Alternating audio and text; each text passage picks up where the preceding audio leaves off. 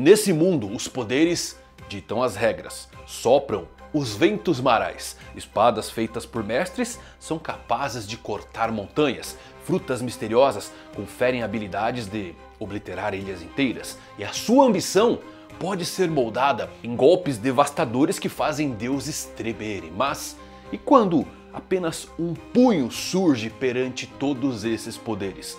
A força mais crua e bruta que esse mundo já viu emerge. Só uma coisa pode ocorrer: o mundo inteiro treme. Garp é esse punho, e esse é o apogeu da força de One Piece, um poder que faz até lendas como os Rocks fugirem. Quer saber tudo sobre Garp, a lenda destruidora? Então se liga que eu vou falar nisso agora.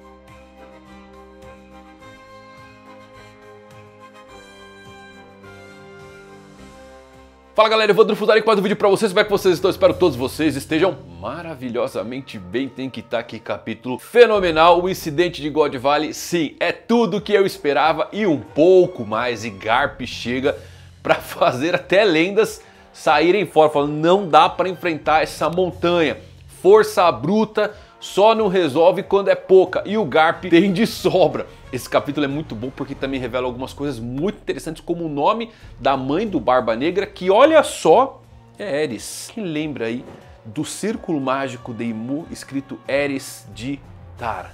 Lembram disso? Como isso se conecta? Mais ainda, Capitão John com uma mão igual do Kid. Meus amigos, tem muita coisa boa. Assiste até o final, assiste que você vai explodir a sua mente. Antes disso, eu quero te convidar para fazer uma imersão gratuita da Alura. Se liga aí. Olha só, meus amigos, entender os fundamentos tecnológicos mudou minha vida, porque a partir do momento que eu entendi para onde o mundo caminhava, ficou mais fácil focar em algo único: ganhar dinheiro na internet. Tecnologia é o futuro e hoje a demanda é alta, e conhecimento gratuito é, como eu gosto de dizer, algo de valor incalculável. Tá rolando a inscrição para a imersão IA com Google Gemini da Alura. Durante 4 dias você vai aprender, experimentar com ferramentas como o Google Gemini, o Canva, o Google Workspace. Vai aplicar a IA em projetos práticos que aumentam sua criatividade, produtividade e automação. E ao final você sai com um projeto real de IA, preparado para usar a inteligência artificial como uma parceira estratégica da sua evolução profissional. Os projetos são parte fundamental da didática da Alura, que é de longe a melhor escola do Brasil, com conteúdos construídos por especialistas, todos referenciados da área de desenvolvimento. As aulas são 100% online e gratuitas, e as inscrições ficam abertas por tempo limitado. Então não perca, porque essa é a última chance do ano. Clica aqui no link e se inscreva. Bom, recadinho dado, e não perde essa porque é a última do ano. Vamos lá falar tudo sobre o One Piece 1161. Então vamos lá, amigos. Nossa história de capa tem Yamato, Kinemon e Momonosuke rezando dentro de um santuário. Podemos ver aquelas lâmpadas de papel com os nomes dos heróis de Wano: Oden, Touki, Izou, Ashura Doji e Azui. É muito bom ver o templo de Oden por dentro, né? E também que não é apenas algo para celebrar a memória dele, mas também de outras figuras lendárias e memoráveis do passado distante e recente de Wano, como Touki, Yazui, Ashura e Izou. O Wano teve seus problemas como um arco, mas também, convenhamos, teve personagens bem memoráveis que sim merecem uma capa como essa, belíssima. Vemos até essas lanternas com os nomes deles, algo que é tradicional do Festival de Fogo anual, em homenagem à sua memória. É uma bela capa, sem dúvidas. Agora eu realmente espero que ela tenha um desfecho interessante. Eu espero que, inclusive, antes que essa história de capa acabe, o que sem dúvidas deve estar muito perto, pelo menos vejamos onde estão alguns antigos inimigos de Wano nesse momento, como as calamidades, ou quem sabe o desfecho de Kaido e Big Mom.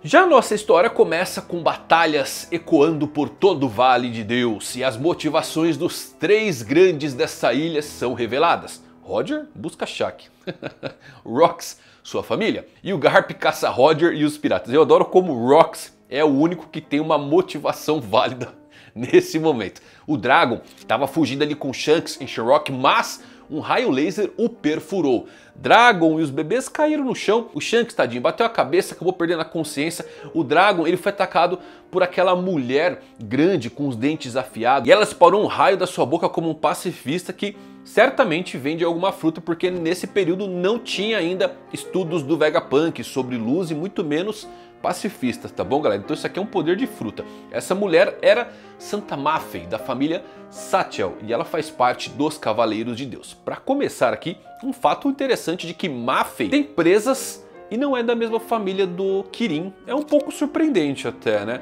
Bom, o Dragon, na minha opinião, também não se saiu muito bem aí, se defendendo ou se esquivando, como Luffy faria aos seus 17 anos, ou seja, pré-time skip. Isso aqui é legal porque nos diz bastante sobre a ambição do Dragon e como ela foi mudando com o passar. Agora, nesse momento, ele deve ser bruto, deve ser forte pra dedéu.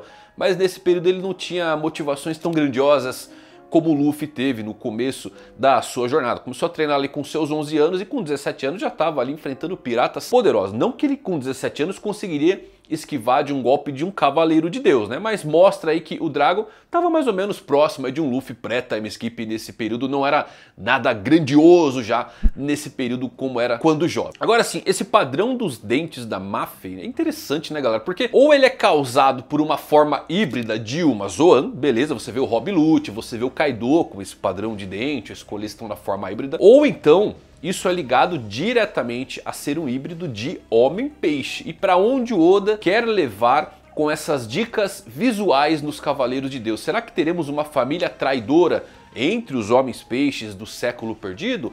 Ou será que essas pessoas são apenas frutos das diversas esposas que esses nobres acabam pegando? Lembra, Dino era a 8ª esposa de alguém, então eles pegam diversas esposas e vão gerando filhos e eles escolhem quem que entra para a família nobre ou não. É só ver o caso aí que a Bonnie é uma nobre, em tese, filha de um Tenryubito, mas não necessariamente se tornou um e ficou na Terra Santa. Pelo contrário, foi dispensada com a Dini. Já o Shanks e o Shamrock, o Garland tinha feito a questão de levar os dois para continuar a linhagem da família Figarland. Então é curioso isso. Bom, a Maffei pegou o Shamrock do chão, ela foi enviada pelo Tenryubito para cuidar dos bebês que queria que ela trouxesse eles de volta antes que o Garland descobrisse o que aconteceu e o matasse. Maffei fica surpresa de descobrir que o Garland tinha filhos e também ao ver que alguém queria sequestrá-los. Dragon estava ferido, mas ainda queria salvar os bebês porque eles eram a sua expiação pela participação nesse cruel jogo de assassinato. Quando Maffei estava prestes a matar o Dragon com sua espada,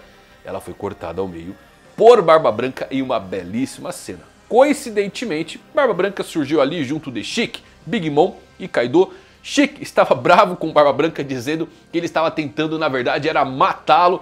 Kaido também estava irritado com a Lily. Aquela dinâmica muito legal dos Piratas Rocks de sempre estarem discutindo estava presente nessa cena. Eu gosto do efeito borboleta causado por essa cena. Como se precisássemos de mais motivos para gostar dele. O Newgate acabou de salvar o mundo sem querer quando salvou o Dragon, não é verdade? Salvou o Dragon salvou o Shanks salvou o Luffy. Olha como as coisas vão se encaixando, tudo por conta de uma discussão entre Chique e Barba Branca, né? Só que olha só, lembrem daquela fala, piratas sempre traem, e é o que acontece. Muitos dos piratas de Hachinozu cercaram os Rocks. Esses piratas se voltaram contra eles ao invés de tentarem encontrar o tesouro da ilha Shaq, porque eles acreditavam que fariam um grande renome se derrotassem os Rocks. Mas Barba Branca, Chique, Big Mom e Kaido os atacaram juntos em uma cena pra lá de épica que merece virar um wallpaper com toda certeza. Galera, eu gosto como Big Mom, Kaido e o Barba Branca, né, que eram os futuros Yonkous, e até o Chique, eles eram realmente leais. E acaba sendo até um pouco triste, na verdade, né? Eles também são os três que tiveram equipes mais leais de forma geral, conforme a gente foi acompanhando a passagem do tempo.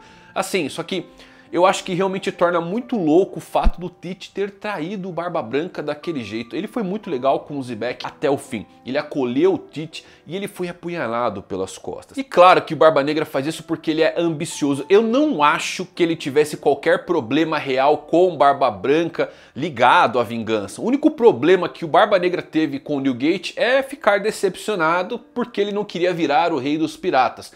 Mas por que então Barba Negra matou o Barba Branca? Porque ele estava no seu caminho, tá? Eu acho, inclusive, que o Barba Negra matou o Barba Branca por dois motivos. E nenhum deles sendo uma vingança em particular, porque não parece que o Barba Negra faz as coisas por queixas pessoais, mas sim por ganho pessoal. Então, qual é o primeiro motivo?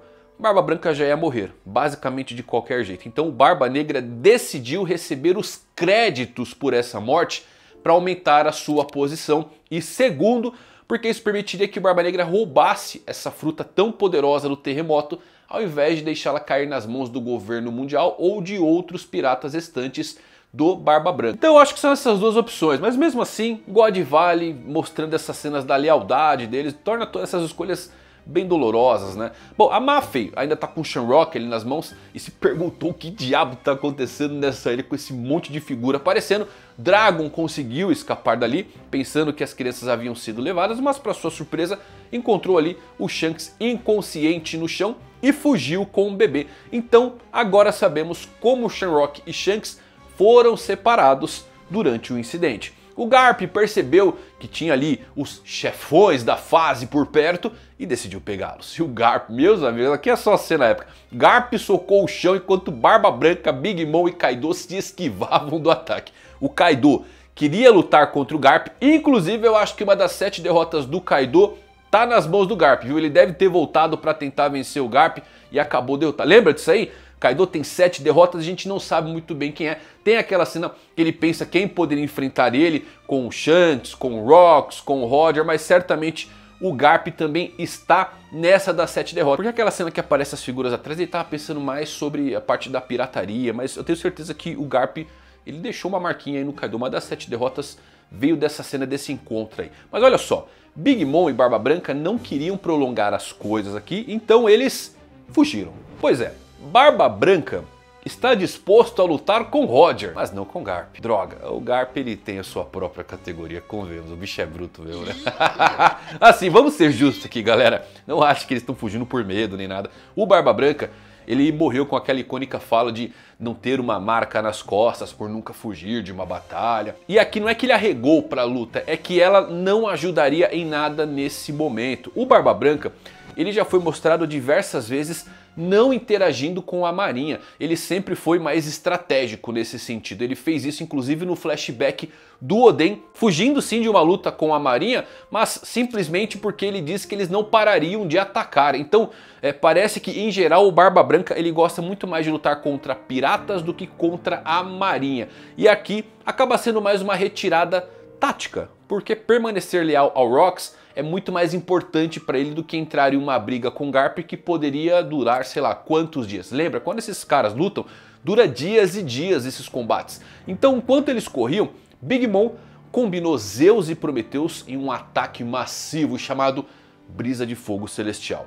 Só que o Garp não sofreu nenhum dano. Tá ignorado. Prime Garp precisa de uma história completa. Que cena é? O maluco saiu da lava e ainda disse que não estava quente o suficiente. Isso aqui é o máximo, galera. É apenas punhos, sem armas, sem Akuma no Mi, sem regeneração, sem círculo mágico.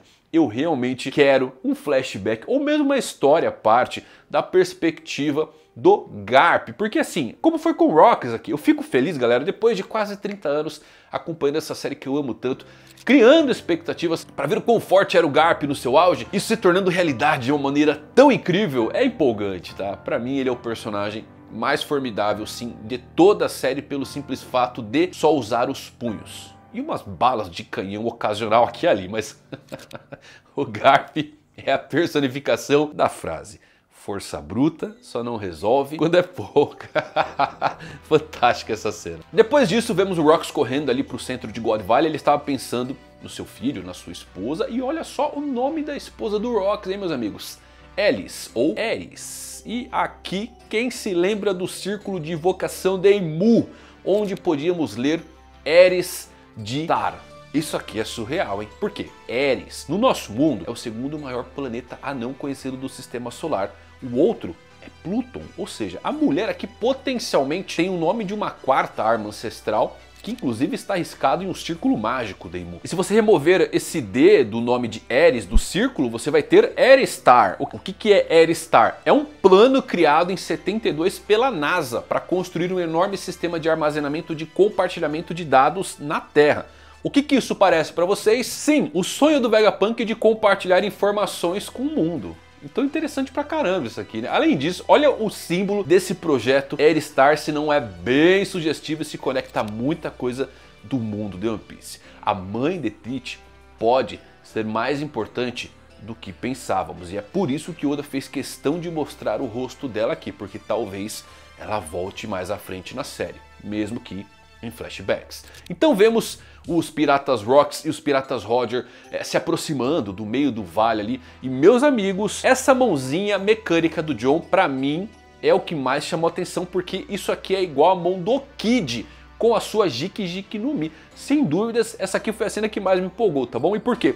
Quem é mais antigo no canal aí deve lembrar de vídeos ou menções à teoria que eu fiz do John ser pai do Kid. Isso vem claro do nosso mundo, já que o Kid ele é nomeado baseado em um pirata real chamado William Kidd, que também era apelidado de Capitão Kidd. Então temos semelhanças entre eles que incluem o seu nome, sua alcunha, o método de tortura dos dois é bem igual, essa mentalidade sociopata, mas William Kidd, olha só, tinha um famoso pirata como pai também, um pirata chamado Capitão John Kidd. Ah, meus amigos, John usando esse punho parece confirmar uma conexão real entre os dois. Vemos que o Roger foi lutar contra o Barba Branca fingindo que não tinha mais nada ali para fazer, né? Então ordenou que o Rayleigh fosse ajudar a Shaq. Os fuzileiros navais tentaram levar Shaq, mas ela chutou eles e conseguiu derrotá-los, mesmo acorrentada. Mas o Somers apareceu e deu um tapa na Shaq com o seu porrete de espinhos. Somers se prepara para matar Shaq, já que ela pertenceria ao Garland de qualquer maneira, então não pertenceria a ninguém. Olha só, galera, o Somers, eu ainda acho que ele está um nível acima de o quão desprezível um nobre pode ser. O Garland matando sua esposa é absurdo, mas acho que o Somers ele coleciona os feitos mais tenebrosos, tá? Esse aqui é apenas mais um deles. Esse de fato merece uma surra bem dada nos tempos atuais. Felizmente, no ápice de tudo temos o nosso MVP, né? O MVP de toda a série, inclusive, né? De God Valley, que é o Rayleigh, aparece para salvar Shakuyaku e derrota Somers com um novo ataque chamado Higambana. Curiosamente, olha, isso aqui é legal, hein? O nome desse golpe em japonês é Flor do Lírio Aranha Vermelha. E por que que isso é curioso? Porque essa é a mesma flor que o Oda atribuiu ao Barba Negra em um SBS. Para quem não sabe, o Oda, nos campos extras da série, ele gosta de revelar a cor favorita de personagens, a comida, que animais eles seriam e mesmo as flores que os representam. O lírio aranha vermelha foi a flor escolhida para Teach, mas também é o golpe de Rei. E esse, galera, é um lírio que é comumente chamado de flor da ressurreição ou flor da vida após a morte. Algumas lendas dizem inclusive que se você ver alguém que nunca mais encontre, essas flores acabam desabrochando ao longo do caminho. Talvez por conta dessas lendas tristes que os japoneses frequentemente usam essas flores em funerais. Isso se conecta talvez ao cunha do Rei, de Rei das Trevas, mas e ao Barba Negra? E essa coisa de ressurreição? Pode ser a volta do Rocks? Pode ser a coisa das três almas que ainda está vivo de alguma forma? Bom, eu achei curiosa a conexão do nome dos dois. A pose de ataque do Rei é muito semelhante à pose do Zorão, quando ele usa o seu Onigiri, é um bom chamado de retorno ao nosso Marimo. O Somers ele é rejetado para a parede mais próxima e vemos que as mãos direita e esquerda de Roger estão detonando o Somers com décadas de diferença. Sua reação ao Gaban mostrou inclusive que quando confrontado por um oponente forte, Somers se treme. Só que ele é esperto, ele adora lutar contra aqueles mais fracos e atormentar eles. Isso aqui pra mim ainda não é o suficiente. Queremos que o Somers sofra mais, Oda, não esqueça disso. Temos então nosso Giga Shed Rayleigh oferecendo a mão para Shaq, que começa a chorar e os dois se abraçam em uma belíssima. Esse sim é o melhor casal de todo One Piece que o Oda já fez. Eu duvido um casal melhor, não tem como, isso aqui é fantástico. Vemos o Roger Gavan também chorando ali com uma mistura de alegria e ciúmes. E no fim de tudo temos o Roger ordenando aos seus nakamas: rapazes, temos a Shaq, vamos voltar, peguem todos os tesouros e saiam desse lugar. Bom, esse é o momento em que o baú com Shanks acaba sendo levado por eles, tá? Porém, olha só, eu ainda acho que vai ter um momento épico do Roger acontecendo aqui. Por quê? Convenhamos que esse não é o seu flashback, então faz sentido o Rocks brilhar. Só que agora o Garp ele teve um momento montanha ambulante. Roger não pode sair de God Valley sem mostrar por que ele está na lenda contada por Sengoku. Então o que eu acho que vai acontecer aqui? Alguém vai atacar os piratas Roger enquanto eles estiverem fugindo e o Roger se tornará um monstro para protegê-los. Eu creio que veremos a situação se complicar com a chegada de mais anciões e até Deimos-sama. E depois disso, o Garp vai ver o Roger se transformando em um verdadeiro demônio para ajudar a proteger a sua tripulação e escapar. Porque vocês lembram dessa fala do Garp no capítulo 588, onde ele conta a Dadan que o Roger, se fosse pela sua tripulação, virava um verdadeiro demônio e devastava ilhas inteiras? Pode ser que isso aconteça agora. Eu espero que muitos nobres sejam destruídos como um dano colateral aqui, até pelos ataques entre esses personagens tão poderosos. E um ponto que vale destacar, não temos registros desses jogos após God Valley acontecendo, o que pode indicar aqui duas situações. Eles ainda acontecem, né, a cada poucos anos, só que são mais secretos agora e por isso não temos informações pós God Valley disso ocorrer ou não. Ou então o governo de fato parou de sediar esses torneios completamente após esse incidente, e isso faz sentido se eles sofrerem danos significativos e perda de vida entre os Tenryubitos. De qualquer forma, esse é o ápice das forças totais de One Piece. Não acho que veremos algo próximo disso nos tempos atuais, pelo simples fato de ser uma geração em renovação sem figuras em seus poderes totais. Esse é sem dúvidas o maior incidente que o mundo já viu. Simplesmente demais, né, galera? Eu acho que as coisas vão se aprofundar mais ainda com o Rox talvez presenciando a morte da sua família e o Roger, quem sabe, protegendo os seus tripulantes e virando o tal demônio que o Garp acaba nos contando ali. Vamos ter um momento de embate entre os três, sem dúvidas, acontecendo. E será que o Roger e o Garp vão lutar junto contra o Rox, possuído pelo Dome Reverse? Qual que é a sua teoria sobre isso? Tem alguma, inclusive? Faz o seu review, coloca aqui, eu adoro ler o que vocês pensam. E se você chegou até aqui, um salve especial pra você. Não esquece de votar no Mangá no Prêmio Best. Deixei o link aí, ó, pra gente tentar ganhar o top 3. E é isso, meus amigos. Muito obrigado por assistirem. Até a próxima. Valeu e fui.